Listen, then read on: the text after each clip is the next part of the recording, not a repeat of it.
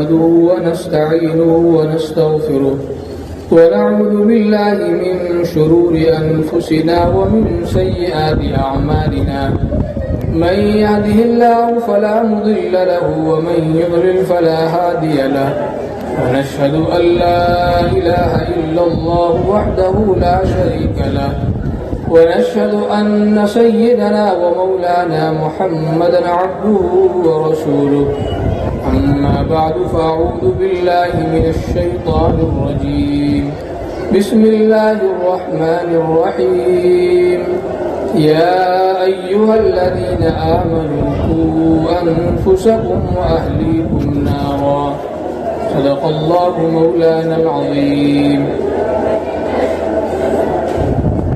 محترم ساتھیو، عزیز دوستو، اسٹیج پر رونق افروز علماء کرام، پردہ نشین خواتین اور مائیں و بہنیں،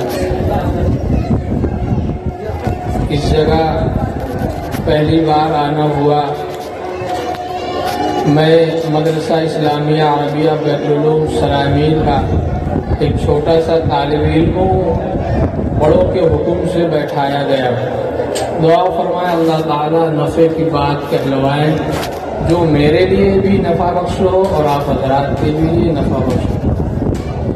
بھائیوں، انسان کی تخلیق کا جو مقصد ہے وہ اللہ کی معرفت ہے، اللہ کی عبادت ہے، جس کو قرآن کریم میں اللہ تعالیٰ ارشاد فرماتے ہیں وَمَا خَلَقْتُ الْجِنَّ وَالْإِنسَ إِلَّا لِيَعْبُدُونَ.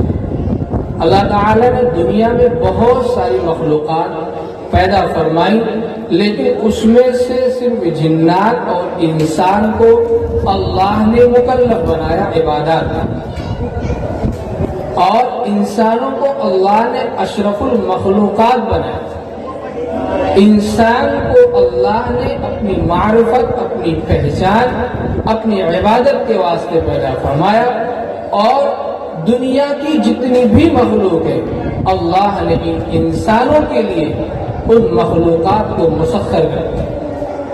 زمین ہے، ہم اس پہ پھاوڑا مارتے ہیں، ہم سے جھگڑا نہیں کرتے، ہم سے لڑائی نہیں کرتے، ہم سے مقابلہ نہیں کرتے، ہمارے خلاف کیس اور مقدمہ دائر نہیں کرتے. کیوں؟ کر سکتی تھی، اس کو بھی اللہ نے طاقت دیا. کبھی اللہ حکم دیتا ہے تو زمین پھٹ جاتی ہے، بستی کی بستیاں زمین کے اندر چلی جاتی ہیں. اللہ کے حکم سے ساری کائنات چلتی ہے، لیکن اللہ نے زمین کو ہمارے لیے مسخر کر دیا، ہمارے تابع کر دیا. اور انسان کو اللہ نے اپنی خاص بندگی کے واسطے پیدا کیا، لیکن انسان اس نے اپنے مقصد کو پیچھے چھوڑ دیا. انسان کا اصل مقصد کیا ہے؟ اللہ کی عبادت ہے. انسان دنیا میں آیا اور دنیا کی جو رنگینیاں تھی، دنیا کی جو چیزیں تھی، اسی میں الجھ کر کے رہ گیا اور اپنا مقصد بھول گیا. یاد رکھیے، قرآن کہتا وَمَا خَلَقْتُ الْجِنَّ وَالْإِنسَ إِلَّا لِيَعْبُدُونَ. انسان کی تخلیق کا مقصد صرف اللہ کی عبادت ہے. یہ دنیا کی دولت ہے، کھانا پینا، گاڑیاں، گھر اور جس ساری چیزیں ہیں جو ہمارے لیے مسخر کی گئی ہے، یہ دنیا کے نفع کے لیے ہے. انسان اس کے ذریعے سے دین پر چلنے میں مدد حاصل کرے. زیست برائے نہ کہ زیست برائے خود. کہتے ہیں کہ یہ زندگی جو ہے کھانے کے لیے نہیں ہے، کھانا زندگی کی بقا کے لیے ہوتا ہے.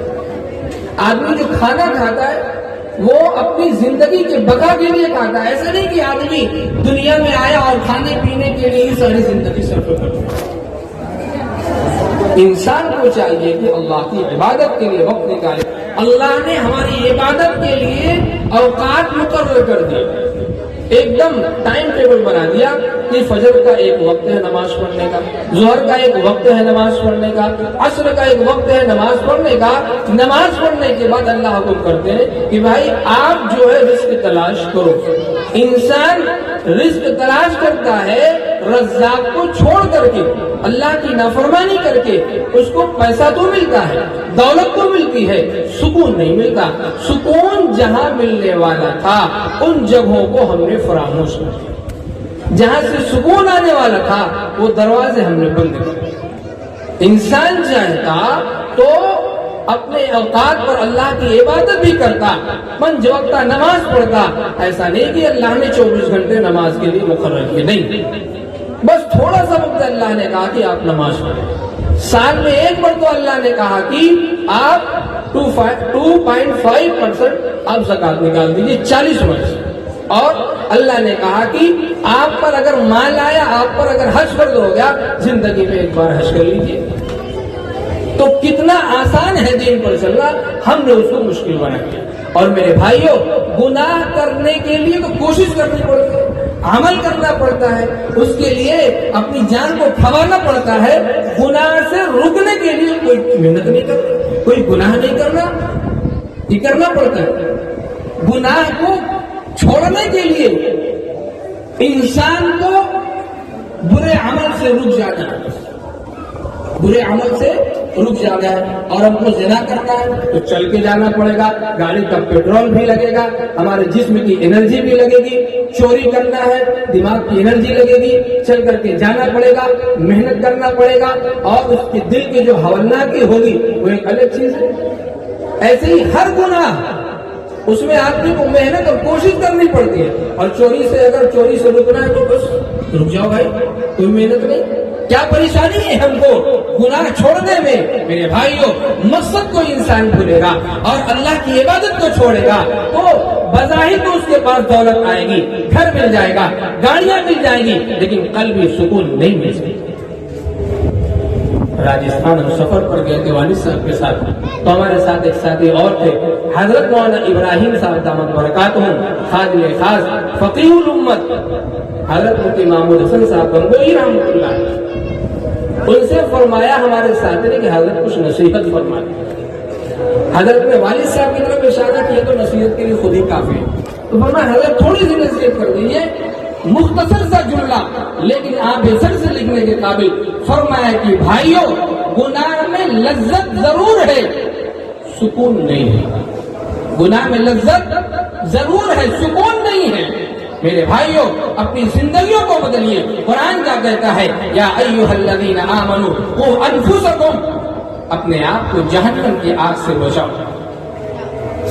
ہمارے گھر کے باہر جھگڑا ہو رہا ہو، پتھر چل رہے ہو، گولیاں چل رہی ہو، بارش ہو رہی ہو، شیر کھڑا ہو پھاڑنے کے لیے یا سانپ ہو ڈسنے کے لیے، تو ہم اس سے بچنے کی تاکید کرتے ہیں. ہمارا چھوٹا بچہ ہو، ہمارا بھائی ہو، ہمارے گھر کا کوئی فرد ہو تو ہم اس کو ترغیب دیتے ہیں، باہر جاؤ گے تو دھوکہ کھاؤ گے، سانپ ڈسے گا، شیر تمہیں پھاڑ ڈالے گا، دشمن تمہیں مار دے گا، تمہیں ایذا پہنچائے گا. لیکن میرے بھائیوں، ممکن ہے کہ تم سانپ سے بھی بچ جاؤ اور شیر کے پھاڑنے سے بھی بچ جاؤ، گولی سے بھی بچ جاؤ اور دشمن کے تم تیر سے بھی بچ جاؤ. لیکن میرے بھائیوں، قرآن جس کو کہتا ہے یا ایھا الذین آمنوا قوا انفسکم واہلیکم نارا، اللہ کی نافرمانیاں کر کے اگر دنیا سے چلے گئے، دنیا سے رخصت ہو گئے اور زندگیاں یوں ہی گوا دی، تو میرے بھائیوں یقیناً قرآن کبھی جھوٹا نہیں ہو سکتا. یہ ایسی ذات کا کلام ہے، یہ ایسا سچا کلام ہے، اس کو جھوٹا نہیں قرار دیا جا سکتا. آج ہم اخبارات، دنیا کے اخبارات پڑھتے ہیں، موبائل میں دیکھتے ہیں، ہوٹلوں پر بیٹھ کر کے ان کی اتنی خبریں سنتے ہیں، یقیناً اس میں میں تو یہ سمجھتا ہوں 95% خبریں جھوٹی آتی ہیں، لیکن شوق سے اس کو پڑھتے ہیں. اور قرآن جو سچا کلام ہے ہمارے گھر کے طاقوں میں سجایا ہوا ہے، گھر کی الماریوں میں پڑا ہوا ہے. ہم میں سے ہر آدمی اس بات پر غور کرے کہ قرآن کھلے ہوئے کتنا دن ہو گئے. جو ہدایت نامہ تھا، جو راستہ دکھانے والی کتاب تھی، جہاں سے سکون ملنے والا تھا، اس کو لپیٹ کر کے ہم نے جزدان میں، الماری میں ڈال دیا. چاہے گرد پڑ رہی ہو، چاہے اس کی وجہ سے، اس کو چھوڑنے کی وجہ سے ہمارے گھر میں پریشانی آ رہی ہو، مشکلات آ رہی ہو، لیکن وہ ویسے ہی پڑا ہے. یا تو دادا اور پردادا یا ماں باپ کے انتقال کے وقت کھلتا ہے، یا کسی پریشانی کے وقت کھلتا ہے، یا کسی عامل نے بتایا ہو کہ اگر آپ یہ سورت اور یہ آیت پڑھیں گے گھر سے پریشانی دور ہوگی، تب کھلے گا. یا پھر رمضان کا مبارک مہینہ آتا ہے تب کھلتا ہے. کیا قرآن صرف رمضان کے لیے اتارا ہے؟ کیا قرآن صرف ایصال ثواب کے لیے اتارا گیا؟ کیا قرآن صرف گھر سے پریشانیوں کو دور کرنے کے لیے اتارا گیا؟ میرے بھائیوں، قرآن سراپا زندگی میں لے کر کے آئیے، اپنی زندگی میں داخل کیجیے۔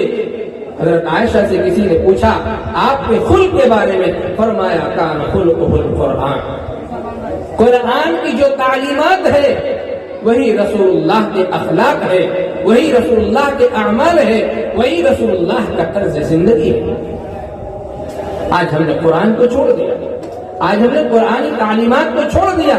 قرآن جو تعلیم دیتا ہے ہم نے اس تعلیم کو چھوڑ دیا، اور اپنا سکون ہم اپنی تدبیروں سے ڈھونڈتے ہیں۔ نہ، ہماری تدبیروں سے سکون نہیں ملے گا۔ دنیا سے بڑے عقل مندوں کو جمع کر کے تدبیریں کر لی جائیں، اور قرآن چھوٹا ہو، مسجدیں سونی پڑی ہو، خانقاہوں میں ذاکرین کی جماعت خانقاہ خالی پڑی ہو، اور جو دینی جماعتیں ہو وہ بالکل دین سے غافل ہو، میرے بھائیوں آپ دنیا کے کسی بھی حصے میں سکون جا کر کے ڈھونڈو، نہیں ملے گا۔ اس کا احساس ہمیں اور آپ کو بھی ہوگا۔ قرآن کے چند صفحات پڑھ لینے میں جو سکون ملتا ہے، اور نماز کی چند رکعات پڑھ لینے کے بعد جو سکون حاصل ہوتا ہے، یہ ہم میں سے ایک کو اس بات کا احساس ہوتا ہے۔ اس لیے میرے بھائیوں اللہ نے بڑی محبت سے کہا ہے یا ایھا الذین آمنوا قوا انفسکم واہلیکم نارا۔ اللہ تعالیٰ اپنے بندوں پر افسوس کرتے ہیں، یا حسرۃ علی العباد ما یأتیہم من رسول الا کانوا بہ یستہزئون۔ رسول جو تعلیمات لے کر کے آتے ہیں، یہ انسان کیا کرتا ہے؟ استہزاء کرتا ہے۔ آج ہم تو دوسرے کو کہتے ہیں کہ دوسری جماعتیں ہمارے نبی کا استہزاء کرتی ہے، ہماری تعلیمات کا استہزاء کرتی ہے، اور رسول اللہ کی سنتوں کا استہزاء کرتی ہے۔ نہیں میرے بھائیوں، ہم اپنے گریبان میں جھانک کر کے دیکھیں، ہم خود اپنے دین کا، اپنے نبی کا، نبی کی سنتوں کا ہم خود استہزاء کرتے ہیں۔ ہمارا لباس نبی کا لباس نہیں، ہمارا چہرہ نبی کا چہرہ نہیں، ہمارا اٹھنا بیٹھنا نبی کا اٹھنا بیٹھنا نہیں، ہمارا کھانا پینا نبی کا کھانا پینا نہیں، ہمارا چلنا پھرنا نبی کا چلنا پھرنا نہیں۔ ہماری زندگی کے ایک ایک لمحات اگر نبی کی زندگی سے موازنہ کیا جائے، صحابہ کی زندگی سے اس کو جوڑا جائے، تو دور دور کا کوئی واسطہ نہیں ملتا۔ میرے بھائیوں صرف مسلمان کا ٹھپا لگا، صرف مسلمان کا ٹھپا لگ گیا ہمارے اوپر۔ ابا مسلمان تھے، صلب سے جو اولاد پیدا ہوئی مسلمان پیدا ہوئی۔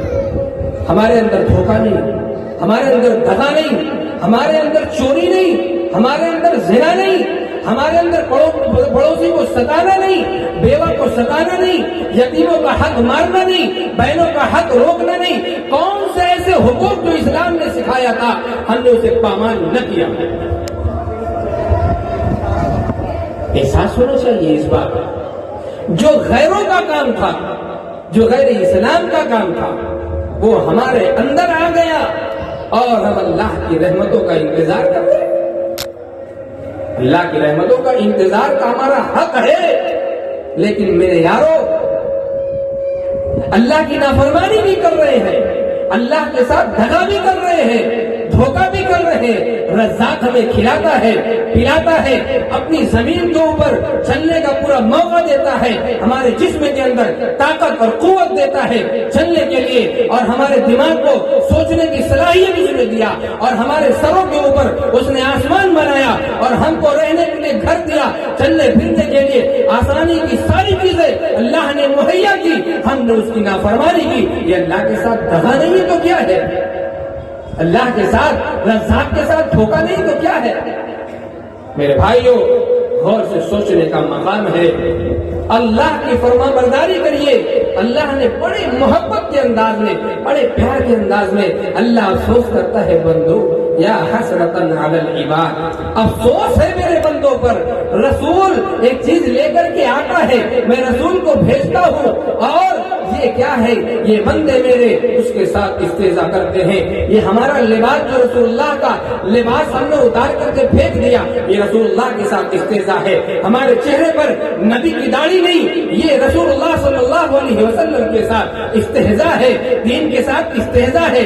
جس داڑھی کو رسول اللہ صلی اللہ علیہ وسلم نے اپنے چہرے پر سجایا تھا، اس داڑھی کو ہم نکال کر کے نہ جانے کس کوڑے میں پھینک دیں۔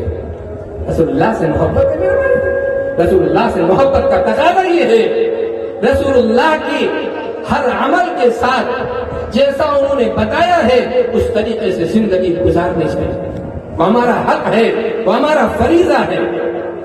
تو قرآن نے کیا کہا؟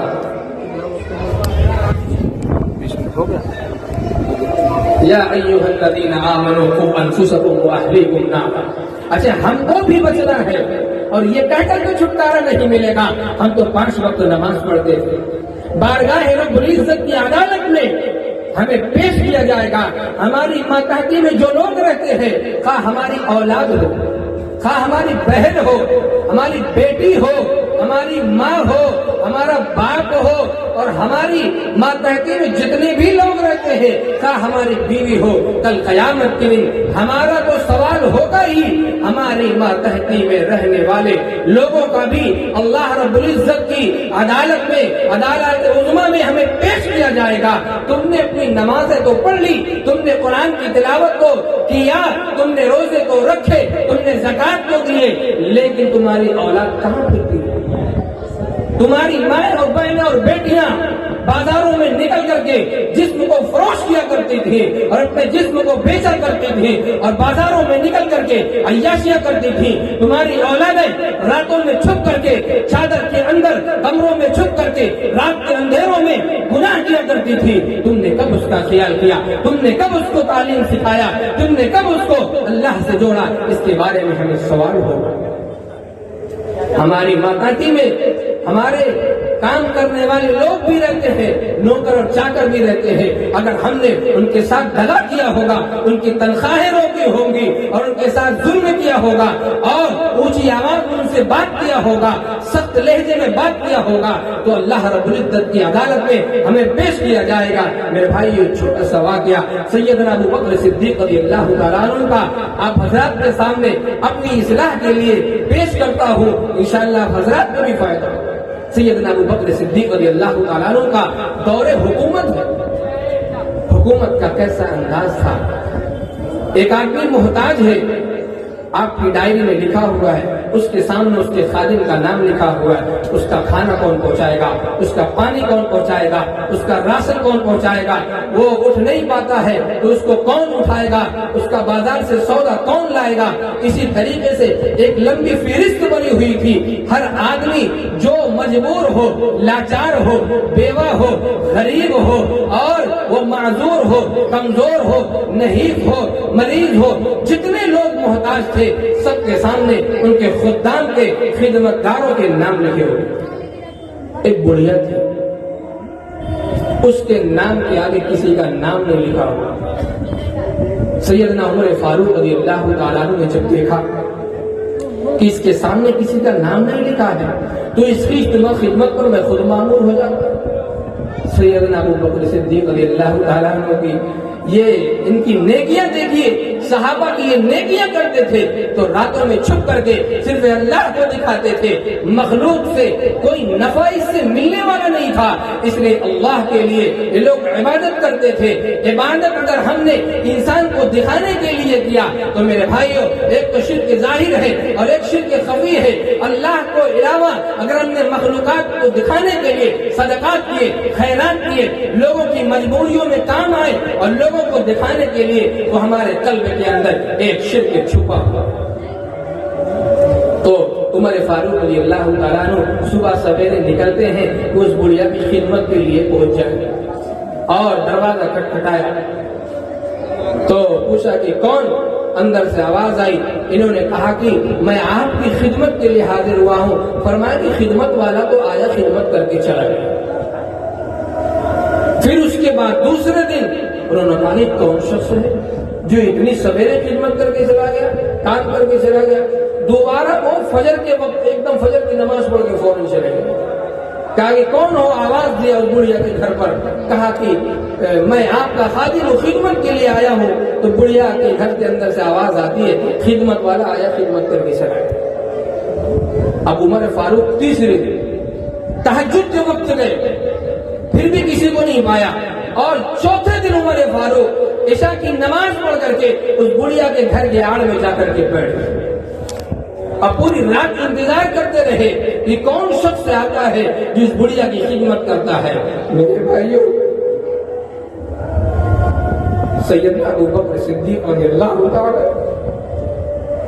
انبیاء کے بعد سب سے اونچا مقام ہے، لیکن کیسی بے نفس ذات ہے کہ رات کے اندھیروں میں اس بڑھیا کے گھر جاتے تھے، اس کا پانی بھرتے تھے، اس کے کھانے پینے کا انتظام کرتے تھے، پورے دن کی جو اس کی ضروریات کی چیزیں ہوتی تھی اس کو مہیا کر کے اس کے پاس رکھ کر کے رات کے اندھیروں میں چلے آتے۔ عمر فاروق نے جب دیکھا تو بڑی حسرت سے کہا ابو بکر صدیق سے کہ خلیفۃ المسلمین، آپ رات کے اندھیروں میں آتے۔ اور ایک اور عجیب بات، سیدنا ابو بکر صدیق رضی اللہ تعالیٰ عنہ کے پاؤں میں چپل نہیں ہوتی تھی اس وقت۔ عمر فاروق نے پوچھا حضور آپ خدمت تو کر رہے ہیں، کسی کو بتایا بھی، نام بھی نہیں لکھا، اور آپ نے چپل کیوں اتاری، اس کی وجہ بتائی۔ سیدنا ابو بکر صدیق رضی اللہ تعالیٰ عنہ نے فرمایا میرے بھائی، میں چپل اس لیے اتار کر کے آتا ہوں، رات میں لوگ سوتے ہیں اور رات میں سناٹا ہو جاتا ہے، کہیں میرے چپل پہننے کی وجہ سے میں رات میں راستہ چلوں، کوئی بیمار ہو، کوئی مریض ہو، کوئی کمزور ہو، کوئی سو رہا ہو، میرے چپل کی آہٹ سے کہیں اس کی نیند میں خلل نہ پڑ جائے۔ اب ہم اپنا اندازہ لگائیں، ایک سیدنا ابو بکر صدیق رضی اللہ تعالیٰ عنہ، قیامت کے دن اعلان ہوگا کہ جس دروازے سے چاہے داخل ہو جائے۔ سیدنا ابو بکر صدیق فرماتے ہیں آپ خلیفۃ المسلمین ہیں، بلا فضل آپ خلیفہ ہیں، اور رسول اللہ صلی اللہ علیہ وسلم نے زندگی میں آپ سے نماز پڑھوائی۔ حضرت ابو بکر صدیق یہاں رسول اللہ صلی اللہ علیہ وسلم عصرانہ کرتے تھے، ابو بکر صدیق فرماتے ہیں کبھی دل میں خیال نہیں گزرا تھا کہ میں رسول اللہ کا نائب بنایا جاؤں۔ ایک ان کی زندگی تھی، ایک آج ہماری زندگی ہے۔ اگر ہمیں کوئی تکلیف پہنچ جاتی ہے تو ہم اس کا کئی گنا اس کی تکلیف پہنچا دیتے ہیں۔ میرے بھائیو، یا تو برابر سرابر ہو جائے یا تو معاف کر دو، اس سے زیادہ تکلیف دینے کی کوشش نہ کرے۔ اگر معاف کر دیں گے تو اللہ تعالیٰ اس کو بہت پسند کرتا ہے، یہ تقویٰ کے بہت زیادہ قریب ہے۔ یا ایھا الذین آمنوا قوا انفسکم واہلیکم نارا، میرے بھائیو اپنے آپ کو بھی جہنم کی آگ سے بچاؤ، اپنے اہل عیال کو، دوستوں احباب کو، پڑوسی کو، ملنے جلنے والے کو، ہر آدمی، دنیا کا ہر فرد کیا ہے وہ جنتی بن جائے، اللہ کا محبوب بن جائے، رسول اللہ کی صلی اللہ علیہ وسلم کی سنت پر چلنے والا بن جائے۔ یہ ہر آدمی اس کی کوشش کرے۔ کیوں؟ اس لیے کہ کنتم خیر امۃ اخرجت للناس تأمرون بالمعروف وتنہون عن المنکر، صرف علماء کا یہ حق نہیں ہے بلکہ ہر آدمی کا، ہمارے ہر آدمی کے اندر، ہر مسلمان کے اندر یہ صلاحیت ہونی چاہیے اپنے گھر والے کو سنبھال سکے، دین سکھا سکے، اپنے گھر والے کی میت پر نماز جنازہ پڑھ سکے، اپنے گھر کی نماز پڑھا سکے، امامت کر سکے، اپنے گھر میں قرآن کی تعلیم دے سکے، اپنے بچوں کو قرآن پڑھا سکے، رسول اللہ صلی اللہ علیہ وسلم کی سنت سے روشناس کرا سکے۔ میرے بھائیوں، یہ ہر آدمی کا کیا ہے؟ یہ فریضہ ہے۔ ہر آدمی کے اندر کیا ہے؟ اتنی صلاحیت ہونی چاہیے کہ وہ دوسروں کو بھی اللہ کی پہچان کروا سکے۔ اللہ تعالی ہم سب کو صحیح دین سمجھنے کی توفیق سے نوازے۔ وآخر دعوانا الحمدللہ۔